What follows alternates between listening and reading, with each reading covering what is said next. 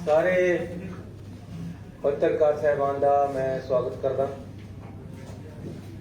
ਅਸੀਂ ਅੱਜ ਕੈਬਨਿਟ ਦੇ ਵਿੱਚ ਕੁਝ ਮਹੱਤਵਪੂਰਨ ਫੈਸਲੇ ਸ਼ਹਿਰਾਂ ਦੇ ਪਿੰਡਾਂ ਦੇ ਲੋਕਾਂ ਵਾਸਤੇ ਅੱਛੇ ਫੈਸਲੇ ਲਏ। ਮੈਂ ਜਦ ਆਪੋਜੀਸ਼ਨ ਲੀਡਰ ਸੀਗਾ ਤਾਂ ਸਾਡੇ ਇੱਕ ਪਿੰਡ ਹੈ ਸਿਉ ਮਾਜਰਾ, ਉੱਥੇ ਮੈਨੂੰ ਬੀਬੀਆਂ ਨੇ ਰੋਕ ਲਿਆ। ਅਖੇ ਜੀ 4 ਦਿਨ ਹੋ ਗਏ ਸਾਡੇ ਪਿੰਡ ਦੇ ਵਿੱਚ ਪਾਣੀ ਨਹੀਂ ਆਇਆ। ਖਬਰ ਲੱਗੀ ਸੀ, ਗਿਆ ਮੈਂ ਵੈਸੇ ਤਾਂ ਸੀ ਉੱਥੇ।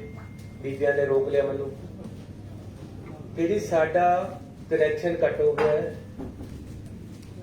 ਜਿਹੜਾ ਸਾਡਾ ਪਿੰਡ ਦਾ ਟਿਊਬਵੈਲ ਹੈ ਉਹਦਾ ਸਾਡਾ ਬਕਾਇਆ ਜਮਾ ਨਹੀਂ ਹੋਇਆ, ਇਸ ਕਰਕੇ ਸਾਡਾ ਕਨੈਕਸ਼ਨ ਕੱਟਿਆ ਗਿਆ। ਸਾਡਾ ਤਾਂ ਪਾਣੀ ਰੁਕਿਆ ਹੋਇਆ, ਸਾਨੂੰ ਨਹਾਉਣ ਤੇ ਔਖੇ ਹੈ। ਕਾਰਨ ਕਿਆ ਸੀ ਕਿ ਪਿੰਡ ਦੀ ਪੰਚਾਇਤ ਟੈਂਕੀ ਨੂੰ ਚਲਾਉਂਦੀ ਹੈ।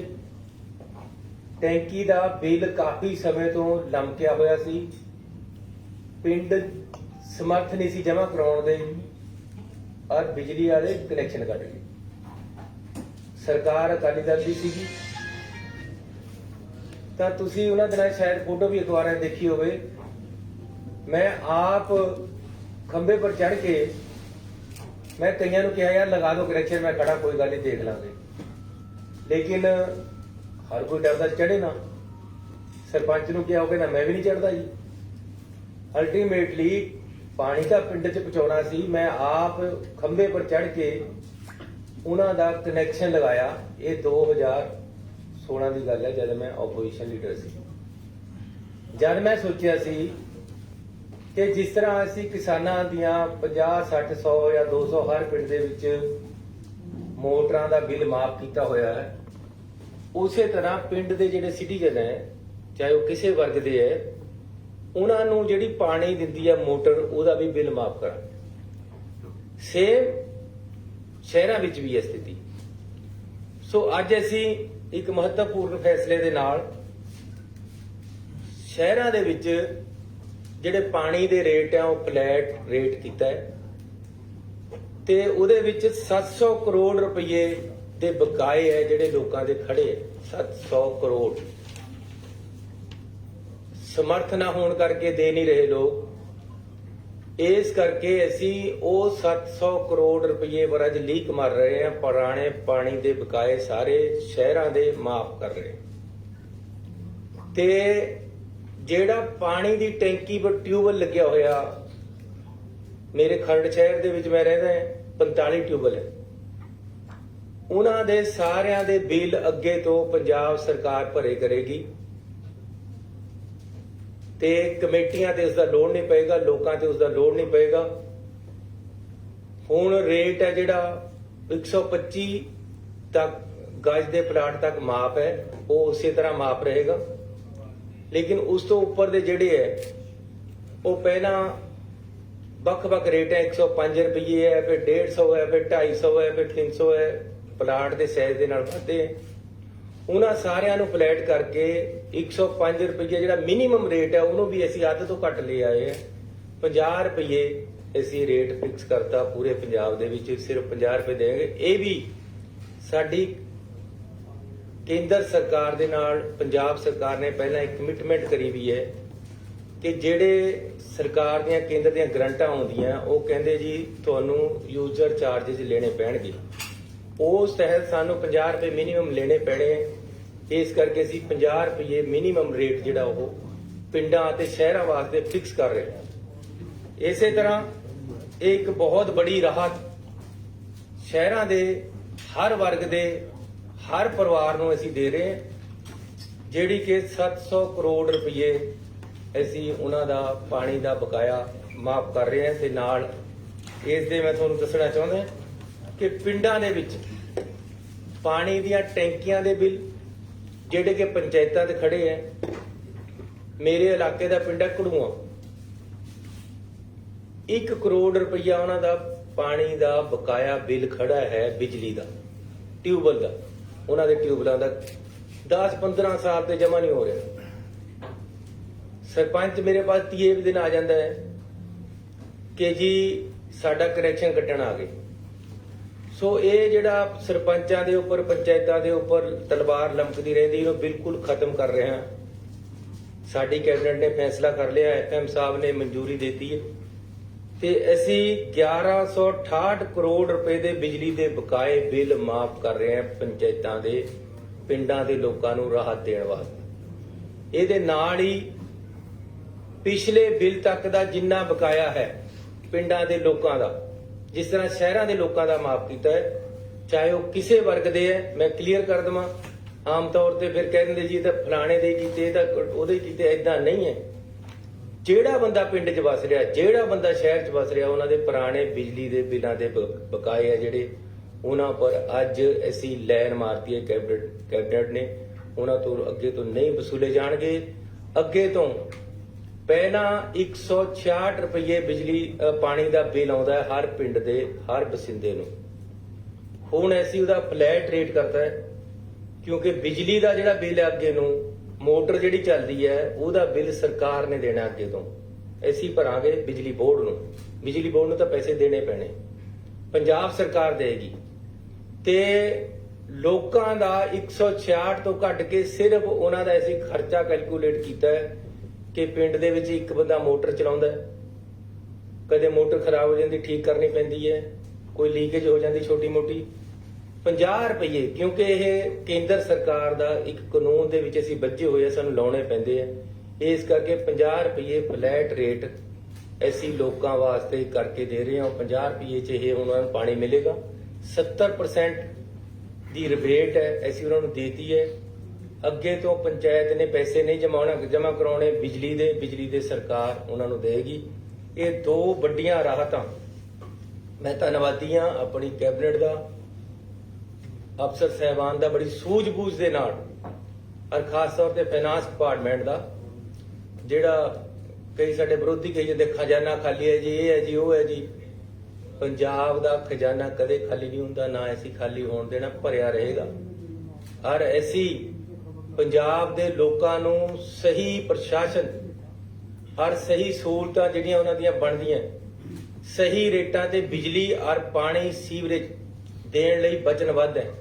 ਸਹੀ ਔਰ ਪੜ੍ਹਾਈ ਹੈ ਜਿਹੜੀ ਉਹ ਵਧੀਆ ਕੁਆਲਿਟੀ ਐਜੂਕੇਸ਼ਨ ਦੇਣ ਲਈ ਵਚਨਬੱਧ ਹੈ, ਔਰ ਅਸੀਂ ਦੇਵਾਂਗੇ। ਇਸ ਲਈ ਇੱਕ ਫੈਸਲਾ, ਇਹ ਦੋ ਫੈਸਲੇ ਮੈਂ ਤੁਹਾਨੂੰ ਦੱਸੇ ਆ ਜਿਹੜੇ ਵੱਡੇ ਅੱਜ ਪੰਜਾਬ ਸਰਕਾਰ ਵੱਲੋਂ ਲਿੱਤੇ ਗਏ ਹੈ। ਇੱਕ ਹੋਰ ਫੈਸਲਾ ਹੈ ਜਿਹੜਾ ਅੱਜ ਅਸੀਂ ਵੱਡਾ ਲਿਆ ਹੈ ਕਿ ਪਿਛਲੀਆਂ ਸਰਕਾਰਾਂ ਨੇ ਫੈਸਲਾ ਕਰਤਾ ਸੀ ਕਿ ਜਿਹੜੇ IAS ਹੈ ਇਹ ਤਾਂ ਹੋਣਗੇ ਰੈਗੂਲਰ ਭਰਤੀ, A ਕਲਾਸ B ਕਲਾਸ ਹੋਣਗੇ ਰੈਗੂਲਰ ਭਰਤੀ, C ਕਲਾਸ ਰੈਗੂਲਰ। ਲੇਕਿਨ ਜਿਹੜਾ D ਕਲਾਸ ਹੈ ਜਿਹਦੇ ਵਿੱਚ ਚਪੜਾਸੀ, ਜਿਹਦੇ ਵਿੱਚ ਡਰਾਈਵਰ, ਜਿਹਦੇ ਵਿੱਚ ਬੇਲਦਾਰ, ਜਿਹਦੇ ਚ ਟੈਕਨੀਸ਼ੀਅਨ, ਜ਼ਿਆਦਾ ਗਿਣਤੀ ਜਿਹੜੇ ਬੰਦੇ ਨੇ +2 ਕੀਤੀ ਹੈ, BA ਤੱਕ ਇਹ ਰੁਕ ਗਿਆ, ਜਾਂ ਗਰੀਬ ਪਰਿਵਾਰਾਂ ਦੇ ਬੰਦੇ, ਮਿਡਲ ਕਲਾਸ ਦੇ ਬੰਦੇ ਜਿਨ੍ਹਾਂ ਨੂੰ ਨੌਕਰੀ ਨਹੀਂ ਮਿਲ ਰਹੀ, ਉਹਨਾਂ ਨੇ ਤਾਂ ਇਹੀ ਕੁਝ ਲੱਗਣਾ ਹੁੰਦਾ। ਉਹਨਾਂ ਦੀਆਂ ਜਿਹੜੀ ਭਰਤੀ ਹੈ ਉਹ ਆਊਟਸੋਰਸ ਕਰ ਦਿੱਤੀ ਸੀ। ਅਸੀਂ ਉਸ ਡਿਸੀਜਨ ਨੂੰ ਸਰਕਾਰ ਦੇ ਨੂੰ ਬਦਲ ਰਹੇ ਹਾਂ। ਹੁਣ ਕੀ ਕਰਤਾ ਸੀ ਕਿ ਜੇ ਚਪੜਾਸੀ ਰਿਟਾਇਰ ਹੋ ਗਿਆ ਤਾਂ ਪੋਸਟ ਵੀ ਨਾਲੇ ਖਤਮ ਹੋ ਜਾਣੀ, ਅੱਗੇ ਇਹਨੂੰ ਭਰਤੀ ਨਹੀਂ ਕਰਨਾ। ਜੇ ਕਰਨਾ ਹੈ ਤਾਂ ਆਊਟਸੋਰਸ ਕਰਨਾ ਹੈ। ਆਊਟਸੋਰਸ ਕਿੰਨਾ, 5000 7000 ਜਾਂ 10000, ਇਹਦੇ ਚ ਕਿਤੇ ਗੁਜ਼ਾਰਾ ਹੁੰਦਾ? ਜਿਸ ਤੋਂ ਕੰਮ ਲੈਣਾ ਹੈ ਉਹਦਾ ਪਰਿਵਾਰ ਵੀ ਪੜਨਾ ਚਾਹੀਦਾ। ਇਹ ਸਰਕਾਰ ਦੀ ਜ਼ਿੰਮੇਵਾਰੀ ਹੈ ਕਿ ਜਿਸ ਤੋਂ ਕੰਮ ਲੈਣਾ ਹੈ ਸਰਕਾਰ ਨੇ, ਜਾਂ ਜਿਹੜਾ ਕਿਤੇ ਕੋਈ ਕੰਮ ਕਿਸੇ ਦੇ ਘਰ ਕਰ ਰਿਹਾ ਜਾਂ ਕਿਸੇ ਦੀ ਦੁਕਾਨ ਤੇ ਕਰ ਰਿਹਾ, ਕਿਸੇ ਦੇ ਇੰਡਸਟਰੀ ਦੇ ਵਿੱਚ ਕਰ ਰਿਹਾ, ਉਹਨੂੰ ਗੁਜ਼ਾਰੇ ਜੋਗੇ ਪੈਸੇ ਮਿਲਣ, ਇਹ ਸਰਕਾਰ ਦੀ ਜ਼ਿੰਮੇਵਾਰੀ ਹੈ। ਅਸੀਂ ਇਨਸ਼ੋਰ ਕਰਨਾ ਹੈ।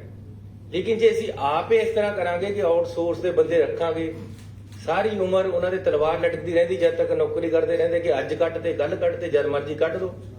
ਇਹ ਸਿਸਟਮ ਨੂੰ ਅਸੀਂ ਖਤਮ ਕਰ ਰਹੇ ਹਾਂ। ਅਸੀਂ ਫੈਸਲਾ ਕਰ ਲਿਆ ਕਿ ਕਲਾਸ D ਦੀਆਂ ਪੋਸਟਾਂ ਵੀ ਰੈਗੂਲਰ ਭਰਤੀ ਹੋਣਗੀਆਂ ਤੇ ਅਸੀਂ ਹੁਣੇ ਇਹਨਾਂ ਨੂੰ ਭਰਤੀ ਸ਼ੁਰੂ ਕਰਾਂਗੇ। ਇਹਨਾਂ ਦੀ ਜਿੰਨੀਆਂ ਪੋਸਟਾਂ ਖਾਲੀ ਹੈ ਉਹ ਭਰਾਂਗੇ।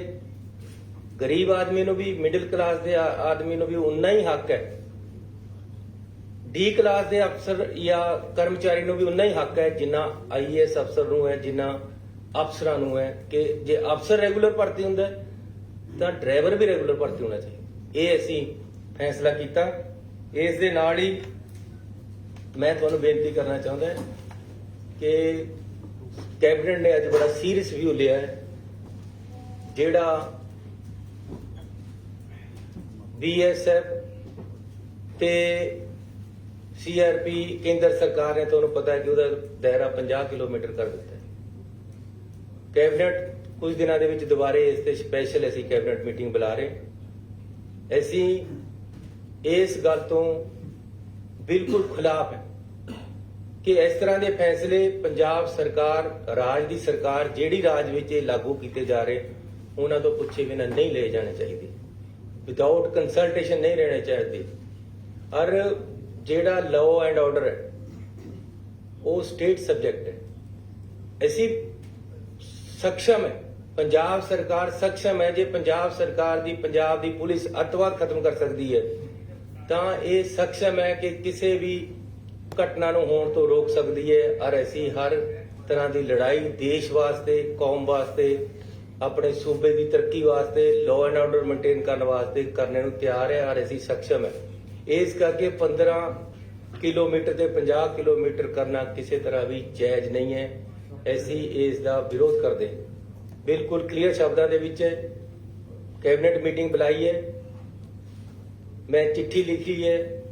FM ਸਾਡੇ ਹੋਮ ਮਿਨਿਸਟਰ ਸਾਹਿਬ ਹੈ, ਇਹਨਾਂ ਨੇ ਹੋਮ ਮਿਨਿਸਟਰ ਨੂੰ ਚਿੱਠੀ ਲਿਖੀ ਹੈ। ਕੈਬਨਿਟ ਦੇ ਵਿੱਚ ਗੱਲ ਕਰਕੇ ਪਾਸ ਕਰਾਂਗੇ।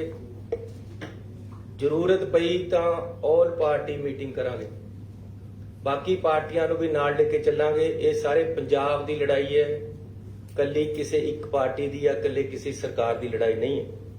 ਇਸ ਕਰਕੇ ਜੇ ਜ਼ਰੂਰਤ ਪਈ, ਨਹੀਂ ਹੋਏਗਾ ਤਾਂ ਸਪੈਸ਼ਲ ਵਿਧਾਨ ਸਭਾ ਦਾ ਸੈਸ਼ਨ ਵੀ ਇਸ ਮੁੱਦੇ ਤੇ ਸੱਦਿਆ ਜਾਏਗਾ। ਨਾਲ ਹੀ ਮੈਂ ਸੁਖਬੀਰ ਬਾਦਲ ਜੀ ਦੀ ਇੱਕ ਪ੍ਰੈਸ ਕਾਨਫਰੰਸ ਦੇਖੀ ਹੈ। ਮੈਂ ਉਹਨਾਂ ਨੂੰ ਬੇਨਤੀ ਕਰਨਾ ਚਾਹੁੰਦਾ ਕਿ ਸੈਂਸਿਟਿਵ ਇਸ਼ੂ ਹੈ, ਪੂਰੇ ਸੂਬੇ ਦੀ ਗੱਲ ਹੈ। ਸੂਬੇ ਦੀ ਜਿਹੜੀ ਜੋ ਇਹਦੇ ਕਨਸਟੀਟਿਊਸ਼ਨਲ ਰਾਈਟ ਹੈ, ਸਟੇਟ ਐਂਡ ਸੈਂਟਰਲ ਸਟੇਟ ਦੇ ਰਿਲੇਸ਼ਨ ਹੈ, ਜੋ ਫੈਡਰਲ ਸਿਸਟਮ ਸਾਡਾ ਕਨਸਟੀਟਿਊਸ਼ਨ ਸਾਨੂੰ ਦਿੰਦਾ ਹੈ, ਉਸ ਦੇ ਅਧਿਕਾਰਾਂ ਦੀ ਗੱਲ ਹੈ। ਇਸ ਕਰਕੇ ਇਸ ਨੂੰ ਭੜਕਾਊ ਸ਼ਬਦਾਂ ਦੇ ਵਿੱਚ ਨਾ ਕਰੋ। ਅਸੀਂ ਪੰਜਾਬ ਦੇ ਵਿੱਚ ਅਮਨ ਸ਼ਾਂਤੀ ਬਹਾਲ ਕਰਨਾ ਸਰਕਾਰ ਦੀ ਜ਼ਿੰਮੇਵਾਰੀ ਹੈ। ਅਸੀਂ ਉਸ ਤੇ ਖੜੇ ਹੈ। ਕਿਸੇ ਤਰ੍ਹਾਂ ਵੀ ਅਸੀਂ ਅਮਨ ਸ਼ਾਂਤੀ ਭੰਗ ਨਹੀਂ ਹੋਣ ਦੇਵਾਂਗੇ। ਜਿਸ ਤਰ੍ਹਾਂ ਦੇ ਉਹਨਾਂ ਨੇ ਉਹਦੀ ਪ੍ਰੈਸ ਕਾਨਫਰੰਸ ਕੀਤੀ ਹੈ ਕਿ ਜੀ ਹਰਮੰਦਰ ਸਾਹਿਬ ਦੇ ਵਿੱਚ ਉਹ ਆ ਕੇ ਵੜ ਜਾਣਗੇ, ਇਹ ਤਾਂ ਹਰਮੰਦਰ ਸਾਹਿਬ ਦੇ ਵਿੱਚ ਬਾੜਦੇ ਜੀ, ਇਹ ਤਾਂ ਚੰਨੀ ਨੇ ਉੱਥੇ ਦੇਤਾ ਜੀ। ਉਹ ਯਾਰ ਸਾਨੂੰ ਤਾਂ ਅਗਲੇ ਨੇ ਪੁੱਛਿਆ ਨਹੀਂ। ਇੱਕ ਆਰਡਰ ਕੱਢ ਕੇ ਅਖਬਾਰਾਂ 'ਚੋਂ ਪਤਾ ਲੱਗਿਆ ਕਿ ਇਹ ਆਰਡਰ ਨਿਕਲ ਗਿਆ। ਇਸ ਕਰਕੇ ਇਸ ਤਰ੍ਹਾਂ ਦੀ ਭੜਕਾਹਟ ਸੂਬੇ ਦੇ ਵਿੱਚ ਪਾਉਣ ਦੀ ਜ਼ਰੂਰਤ ਨਹੀਂ ਹੈ। ਸੁਖਬੀਰ ਬਾਦਲ ਜੀ, ਮੈਂ ਤੁਹਾਨੂੰ ਰਿਕੁਐਸਟ ਕਰਾਂਗਾ ਕਿ ਅਸੀਂ ਪਹਿਲਾਂ ਬਹੁਤ ਅੱਤਵਾਦ ਭੋਗ ਚੁੱਕੇ, ਬੜਾ ਨੁਕਸਾਨ ਕੀਤਾ ਹੈ। ਅਕਾਲੀ ਦਲ ਉਸ ਦਾ ਜ਼ਿੰਮੇਵਾਰ ਹੈ ਜਿਹੜਾ ਪੰਜਾਬ ਦੇ ਵਿੱਚ ਪਹਿਲਾਂ ਅੱਤਵਾਦ ਆਇਆ। ਇਹਨਾਂ ਲੋਕਾਂ ਨੇ ਮਰਜੀਵੜੇ ਤਿਆਰ ਕਰਕੇ, ਇਹਨਾਂ ਲੋਕਾਂ ਨੇ ਪਤਾ ਨਹੀਂ ਕਿਆ ਕਿਆ ਕੀਤਾ ਕਿ ਸਾਡੇ ਪੰਜਾਬ ਦੀ ਬਹੁਤ ਜਵਾਨੀ ਦਾ ਕਾਣ ਹੋਇਆ। ਅਸੀਂ ਪੰਜਾਬ ਨੂੰ, ਮੈਂ ਤੁਹਾਨੂੰ ਇਮਾਨਦਾਰੀ ਨਾਲ ਦੱਸਦਾ, ਮੈਂ ਪਿੱਛੇ ਜੇ ਹੋਮ ਮਿਨਿਸਟਰ ਸਾਹਿਬ ਨੂੰ ਮਿਲਿਆ, ਉਹਨਾਂ ਨੂੰ ਮੈਂ ਰਿਕੁਐਸਟ ਕੀਤੀ ਕਿ ਸਰਕਾਰ ਜਿਹੜੀ ਮਰਜ਼ੀ ਆਵੇ, ਮੁੱਖ ਮੰਤਰੀ ਅਗਲਾ ਜਿਹੜਾ ਮਰਜ਼ੀ ਬਣੇ, ਇੱਕ ਮੈਂ ਤੁਹਾਨੂੰ ਰਿਕੁਐਸਟ ਕਰਦਾ ਕਿ ਸਾਡਾ ਅਮਨ ਸ਼ਾਂਤੀ ਔਰ ਆਪਸੀ ਭਾਈਚਾਰਾ ਸਭ ਤੋਂ ਜ਼ਰੂਰੀ ਹੈ। ਪੰਜਾਬ ਦੇ ਵਿੱਚ ਵੱਖ-ਵੱਖ ਧਰਮਾਂ ਦੇ ਵਿੱਚ ਆਪਸੀ ਭਾਈਚਾਰਾ ਕਾਇਮ ਰਹਿਣਾ ਚਾਹੀਦਾ। ਜਾਤ ਬਰਾਦਰੀ ਜਾਂ ਧਰਮਾਂ ਦੇ ਨਾਮ ਤੇ ਸਾਡੇ ਬੰਦਿਆਂ ਨੂੰ ਏਕਤਾ ਹੋਣੀ ਜ਼ਰੂਰੀ ਹੈ। ਇਹਦੇ ਵਿੱਚ ਜੇ ਕੋਈ ਭੜਾਟ ਕਰਦਾ, ਉਹ ਪੰਜਾਬ ਦਾ ਦੁਸ਼ਮਣ ਹੈ, ਉਹ ਦੇਸ਼ ਦਾ ਦੁਸ਼ਮਣ ਹੈ। ਇਸ ਕਰਕੇ ਸੁਖਬੀਰ ਬਾਦਲ ਜੀ ਅਨਸੈਸਰੀਲੀ ਬਿਨਾ ਮਤਲਬ ਤੇ ਹਰਮੰਦਰ ਸਾਹਿਬ ਦੇ ਵਿੱਚ ਵੜ ਜਾਏਗੀ ਆ ਕੇ, ਦੁਰਗਿਆਣਾ ਮੰਦਿਰ 'ਚ, ਇਹ ਕੀ ਮਤਲਬ ਹੈ ਗੱਲਾਂ ਕਰਨ ਦਾ? ਲੜਾਈ ਹੈਗੀ ਹੈ ਫੈਡਰਲ ਸਿਸਟਮ ਦੀ, ਲੜਾਈ ਹੈ ਪੰਜਾਬ ਦੇ ਅਧਿਕਾਰਾਂ ਦੀ, ਲੜਾਈ ਹੈ ਲਾਅ ਐਂਡ ਆਰਡਰ ਦੀ। ਔਰ ਸਰਕਾਰ ਪੰਜਾਬ ਦੀ ਇਸ ਨਾਲ ਪੂਰੀ ਤਰੀਕੇ ਦੇ ਨਾਲ ਕੇਂਦਰ ਸਰਕਾਰ ਨਾਲ ਇਤਫਾਕ ਨਹੀਂ ਰੱਖਦੀ ਕਿ ਜੀ ਇਹਨੂੰ 15 ਕਿਲੋਮੀਟਰ ਤੋਂ 50 ਕਿਲੋਮੀਟਰ ਕਰ ਦਿੱਤਾ ਜਾਵੇ। ਕੋਈ ਜ਼ਰੂਰਤ ਨਹੀਂ। ਮੈਨੂੰ ਇਹ ਕਿਹਾ ਗਿਆ ਜੀ ਡਰੋਨ ਆਉਂਦੇ ਆ ਉਧਰ ਤੇ ਉਹਨਾਂ ਦੀ ਰੇਂਜ 50 ਕਿਲੋਮੀਟਰ ਹੈ।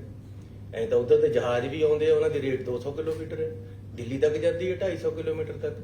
ਉਧਰ ਤੇ ਹੈਲੀਕਾਪਟਰ ਵੀ ਆ ਸਕਦਾ ਹੈ, ਉਹਦੀ ਰੇਂਜ ਉਸ ਤੋਂ ਵੀ ਜ਼ਿਆਦਾ ਹੁੰਦੀ ਹੈ। ਫਿਰ ਡਰੋਨ ਨੂੰ ਜੇ ਰੋਕਣਾ 5 ਕਿਲੋਮੀਟਰ 'ਚ ਰੋਕ ਲਓ ਨਾ, ਜਿੱਥੇ ਬੈਠੇ ਹੋ। 50 ਕਿਲੋਮੀਟਰ ਤੱਕ ਕਰਕੇ ਰੋਕਣ ਦੀ ਕੀ ਲੋੜ ਹੈ? ਇੱਧਰ ਸਾਡੀ ਪੁਲਿਸ ਬੈਠੀ ਹੈ, ਅਸੀਂ ਰੋਕਾਂਗੇ। ਜੋ ਸਾਡੀ ਡਿਊਟੀ ਅਸੀਂ ਕਰਾਂਗੇ, ਜੋ ਕੇਂਦਰ ਦੀ ਡਿਊਟੀ ਹੈ ਉਹ ਕੇਂਦਰ ਆਪਣੇ ਦਾਇਰੇ ਵਿੱਚ ਰਹਿ ਕੇ ਕਰੇ।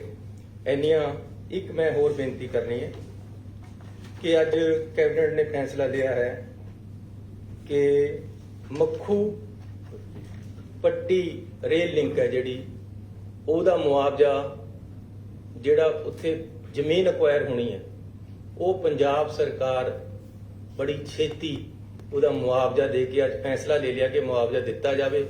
ਮੁਆਵਜ਼ਾ ਦੇ ਕੇ ਜ਼ਮੀਨ ਅਸੀਂ ਬੜੀ ਛੇਤੀ ਉਹਨਾਂ ਨੂੰ ਕੇਂਦਰ ਸਰਕਾਰ ਨੂੰ ਰੇਲਵੇ ਨੂੰ ਆਪ ਖਰੀਦ ਕੇ ਦੇਵਾਂਗੇ, ਤਾਂ ਕਿ ਇਹ ਜਿਹੜਾ ਰੇਲ ਲਿੰਕ ਹੈ ਜਿਹਦੇ ਨਾਲ ਪੂਰਾ ਦੇਸ਼ ਨਾਲ ਅਸੀਂ ਜੁੜਨਾ, ਜਿਹਦੇ ਨਾਲ ਪੰਜਾਬ ਦੀ ਇਕਨੋਮੀ ਦੇ ਉੱਪਰ ਬਹੁਤ ਬੜਾ ਫਾਇਦੇਮੰਦ ਅਸਰ ਹੋਣਾ, ਇਹ ਵੀ ਅਸੀਂ ਅੱਜ ਫੈਸਲਾ ਕੀਤਾ ਕਿ ਤੁਰੰਤ ਅਸੀਂ ਦੇ ਦੀ। ਤੁਹਾਡਾ ਬਹੁਤ ਬਹੁਤ ਧੰਨਵਾਦ। ਸੀਐਮ ਸਾਹਿਬ ਇਹ ਕਿਹਾ ਜਾ ਰਿਹਾ ਹੈ ਕਿ ਕੈਪਟਨ ਅਮਰਿੰਦਰ ਸਿੰਘ ਕੇਂਦਰ ਤੋਂ ਫਾਈਲਾਂ ਦੇ ਆਏ ਨੇ ਜਿਹੜੀਆਂ ਕੋਈ ਮੰਤਰੀਆਂ ਦੇ ਖਿਲਾਫ ਜਾਂ ਸੀਐਮ ਦੇ ਖਿਲਾਫ, ਇਸ ਕਰਕੇ ਯਾਰ ਜੇ ਇਹਦੇ ਨਾਲ ਸੰਬੰਧਿਤ ਗੱਲ ਕਰੋ ਜਿਹੜੀਆਂ ਮੈਂ 4 ਗੱਲਾਂ ਕੀਤੀਆਂ। ਜਿਹੜਾ ਡੀ ਕਲਾਸ 4th ਕਲਾਸ ਨੂੰ ਕਿਹਾ ਤੁਸੀਂ ਵੀ ਹੁਣ ਰੈਗੂਲਰ ਭਰਤੀ ਕਰਾਂਗੇ, ਜਿਹੜੇ ਪਹਿਲਾਂ ਤੁਸੀਂ ਭਰਤੀ ਕੀਤੀ ਹੋਈ ਉਹ ਫਿਰ ਰੈਗੂਲਰ ਸਮਝੇ ਜਾਣਗੇ। ਜਿਹੜੇ ਕੱਚੇ ਕਰਮਚਾਰੀ ਨੇ ਜੀ, ਜਿਹੜੇ ਪਹਿਲਾਂ ਸੁਣੋ, ਐਸੇ ਹੀ ਕੱਚੇ ਕਰਮਚਾਰੀਆਂ ਦੀ ਪਾਲਿਸੀ ਲੈ ਕੇ ਆ ਰਹੇ, ਉਹਨਾਂ ਨੂੰ ਪੱਕੇ ਕਰਨ ਦੀ ਬੜੀ ਛੇਤੀ ਆ ਜਾਏਗੀ। ਸਾਡੇ ਵੱਲੋਂ ਦਿਨ ਰਾਤ ਮਿਹਨਤ ਔਰ ਕੋਸ਼ਿਸ਼ ਕੀਤੀ ਜਾ ਰਹੀ ਇੰਪਲਾਈਜ਼ ਨੂੰ ਜ਼ਿਆਦਾ ਤੋਂ ਜ਼ਿਆਦਾ ਅਕੋਮੋਡੇਟ ਕਰਨ ਦੀ। ਆਪਣੇ ਵਿੱਤ ਦੇ ਅਨੁਸਾਰ ਅਸੀਂ ਜੋ ਜ਼ਿਆਦਾ ਤੋਂ ਜ਼ਿਆਦਾ ਕਰ ਸਕਦੇ ਉਹ ਕਰਾਂਗੇ। ਸੀਐਮ ਜਿਹੜੇ 4th ਕਲਾਸ ਪਹਿਲਾਂ ਰੱਖੇ ਹੋਏ ਆਪਾਂ ਉਹ ਸਿਸਟਮ ਲਿਆਵਾਂਗੇ ਜੀ, ਉਹਦੇ ਜਿਹੜੇ ਪੱਕੇ ਹੋ ਸਕਦੇ ਉਹਨਾਂ ਨੂੰ ਪੱਕੇ ਕਰਾਂਗੇ। ਅਸੀਂ ਇੱਕ ਆਪਣੀ ਧਾਰਨਾ ਬਣਾਤੀ ਹੈ ਕਿ ਜਿਹੜੀ ਇਹ ਪਿਛਲੀ ਸਰਕਾਰਾਂ ਦੇ ਵਿੱਚ ਹੋਇਆ ਕਿ ਜੀ ਤੁਸੀਂ ਕਲਾਸ ਡੀ ਨੂੰ ਹੀ ਪੱਕੇ ਭਰਤੀ ਨਹੀਂ ਕਰਨਾ, ਇਹ ਅਸੀਂ ਇਸ ਨੂੰ ਗਲਤ ਕਰਾਰ ਦੇ ਕੇ ਅੱਗੇ ਤੋਂ ਪੱਕੇ ਭਰਤੀ ਕਰਨਾ। ਸੀਐਮ ਸਾਹਿਬ ਡੀ ਤੋਂ ਇਲਾਵਾ ਹੋਰ ਵੀ ਕੱਚੇ ਮੁਲਾਜ਼ਮ ਨੇ ਜਿਹੜੇ ਸਿੱਖਿਆ ਨਹੀਂ, ਮੈਂ ਇਹ ਨਹੀਂ ਕਿਹਾ ਮੈਂ ਇਹ ਕਿਹਾ ਕਿ ਕਲਾਸ ਡੀ ਨੂੰ ਅਸੀਂ ਪੱਕਾ ਕਰ ਰਹੇ ਹਾਂ। ਬਾਕੀਆਂ ਬਾਰੇ ਚ ਅਸੀਂ ਇੱਕ ਐਕਟ ਲੈ ਕੇ ਆ ਰਹੇ ਹਾਂ, ਉਹਨਾਂ ਸਾਰਿਆਂ ਨੂੰ ਜਿੰਨਾ ਅਸੀਂ ਆਪਣੇ ਵਿੱਤ ਦੇ ਅਨੁਸਾਰ ਪੱਕਾ ਕਰ ਸਕਦੇ ਕਰਨ ਦਾ ਤੁਹਾਨੂੰ ਬੜੀ ਛੇਤੀ ਕਾਨੂੰਨ ਲੈ ਕੇ ਆਵਾਂਗੇ। ਜਿਸ ਤਰ੍ਹਾਂ ਕਿ ਪ੍ਰਾਈਵੇਟ ਬਿਲਡਰ ਆਪਣੇ ਮਨਮਰਜ਼ੀ ਦੇ ਹਿਸਾਬ ਨਾਲ ਰੇਟ ਵੱਧ, ਪਾਣੀ ਦਾ ਵੀ ਵੱਧ ਲੈਂਦੇ ਨੇ, ਬਿਜਲੀ ਦਾ ਵੀ ਵੱਧ ਲੈਂਦੇ ਨੇ, ਕਿ ਉਹਨਾਂ ਤੇ ਵੀ ਕੋਈ ਲਗਾਮ ਹੋਏਗੀ? ਫਿਲਹਾਲ ਅਸੀਂ ਆਪਣਾ ਜਿਹੜਾ ਸਰਕਾਰੀ ਰੇਟ ਹੈ ਉਹ ਫਿਕਸ ਕਰ ਦਿੱਤਾ ਹੈ। ਜ਼ਿਆਦਾਤਰ ਪਾਣੀ ਸਰਕਾਰੀ ਹੀ ਦਿੱਤਾ ਜਾਂਦਾ ਹੈ। ਜਿਹੜਾ ਪ੍ਰਾਈਵੇਟ ਵਾਲੇ ਹੈ ਉਹ ਆਪਸ ਦੇ ਵਿੱਚ ਸੁਸਾਇਟੀਆਂ ਬਣਾ ਕੇ ਚੱਲਦੇ ਆ, ਉਹ ਉਹਨਾਂ ਦੇ ਆਪਣੇ ਰੇਟ ਹੈ, ਉਹਨਾਂ ਬਾਰੇ ਚ ਇਹਦੇ ਬਾਰੇ ਐਸੀ ਕੋਈ ਹੋ ਨਹੀਂ। ਸੀਐਮ ਸਾਹਿਬ ਜੀ ਦੱਸੋ ਸਰ, ਟੋਟਲ ਤੁਹਾਡੀ ਫਾਈਨੈਂਸ਼ੀਅਲ ਲਾਇਬਿਲਿਟੀ ਕਿੰਨੀ ਬਣ ਜਾਏਗੀ ਜੇ ਪਿਛਲਾ ਬਕਾਇਆ ਤੇ ਅਗਲਾ ਫਲੈਟ ਰੇਟ ਕਰਨ ਨਾਲ ਟੋਟਲ ਤੁਹਾਡਾ ਅਮਾਉਂਟ ਸਰਕਾਰ ਤੇ ਕਿੰਨਾ ਵੱਡਾ? ਦੇਖੋ, ਵਿੱਤ ਮੰਤਰੀ ਜੀ ਬੈਠੇ ਹੈ, ਅਸੀਂ ਹਰ ਚੀਜ਼ ਨੂੰ ਨਾਪ ਤੋਲ ਕੇ ਕਰ ਰਹੇ ਹਾਂ। ਕਿਸ ਤਰੀਕੇ ਦੇ ਨਾਲ ਸਰਕਾਰ ਨੂੰ, ਪਬਲਿਕ ਨੂੰ ਸਹੀ ਤਰੀਕੇ ਦੇ ਨਾਲ ਚਲਾਇਆ ਜਾ ਸਕਦਾ, ਕਿਸ ਤਰੀਕੇ ਦੇ ਨਾਲ ਪਬਲਿਕ ਨੂੰ ਸਹੀ ਰਾਹ ਦੇ ਦਿੱਤੀ ਜਾ ਸਕਦੀ ਹੈ।